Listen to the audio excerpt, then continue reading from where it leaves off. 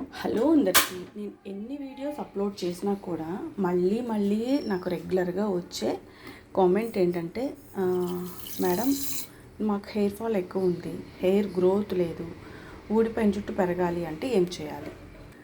First of all నేను చెప్పేది ఏంటంటే, ఊడిపోయిన జుట్టు మనకి మరలా పెరుగుతుంది మనం ఎప్పుడైతే డైట్ అనేది ప్రాపర్గా తీసుకుంటేనే.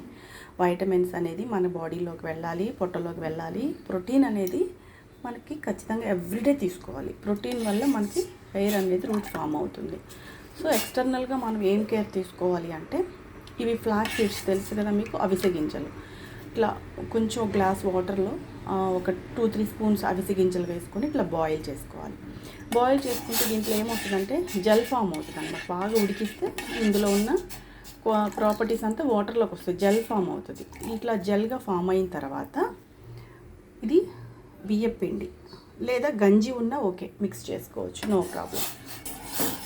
ఇది బాగా మరగాలన్నమాట. మరిగితేనే మనకి ఈ జెల్ అనేది రెడీ అవుతుంది. ఇది థిక్గా చేయకూడదు, కొంచెం వాటర్ ఎక్కువ చేసుకోవడమే బెటరు. కొంచెం వాటర్ ఎక్కువ పోస్తేనే మనకు కొంచెం లిక్విడ్ ఫామ్లో ఉంటుంది, లేదంటే గమ్మీగా అయిపోతుంది.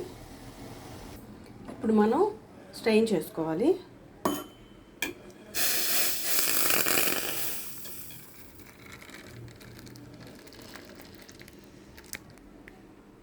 చూడండి, మనకి ఇక్కడ లిక్విడ్ ఫామ్ అయిపోయింది కదా, ఇది జల్లీగా కూడా ఉంది. ఇప్పుడు ఇందులోకి మనం బియ్యం పిండి వేసుకోవాలి. గంజి ఉన్నా ఓకే, నో ప్రాబ్లం. బియ్యం పిండి వేసుకొని బాగా ఇట్లా మిక్స్ చేసుకోవాలన్నమాట. ఉండలు లేకుండా మిక్స్ చేసుకోవాలి. ఓకే, మిక్స్ చేసుకున్న తర్వాత ఇదంతా బాగా స్కాల్ప్కి పట్టించాలి. ఒక హాఫ్ పోర్షన్ సగం తీసి పక్కన పెట్టేసుకోవాలి, సగం మాత్రం స్కాల్ప్ అప్లై చేసుకోవాలి. ఇలా చేయటం వల్ల ఏంటంటే బెనిఫిట్స్, మనకి ఎక్కడైతే హెయిర్ ఫాల్ ఉంటుందో ఊడిపోయిన జుట్టు ప్లేస్లో మనకి హెయిర్ అనేది రీగ్రోత్ అవుతుంది. ఓకేనా, మంచిగా రూట్స్ నుంచి కూడా స్ట్రెంగ్తన్ అవుతుంది. మంచి ఒత్తైన జుట్టు అనేది మనకు పెరుగుతుంది. రూట్స్ నుంచి మంచిగా రిపేర్ చేసుకుంటూ వస్తుంది, మంచిగా హెయిర్ అనేది పెరుగుతుంది అన్నమాట.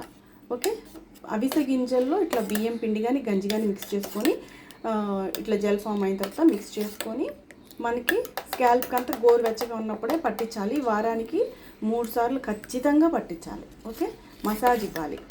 ఇప్పుడు నేను ఇట్లా కలిపిన దాన్ని ఒక సగం హాఫ్ పోర్షన్ సపరేట్ చేసుకోవాలని చెప్పాను కదా, ఒక హాఫ్ పోర్షన్ మాత్రమే మనం స్కాల్ప్కి అప్లై చేసుకోవాలి. ఇంకొక సగం పోర్షన్లో మనకి ఇది వచ్చి హెయిర్ వాష్ పౌడర్.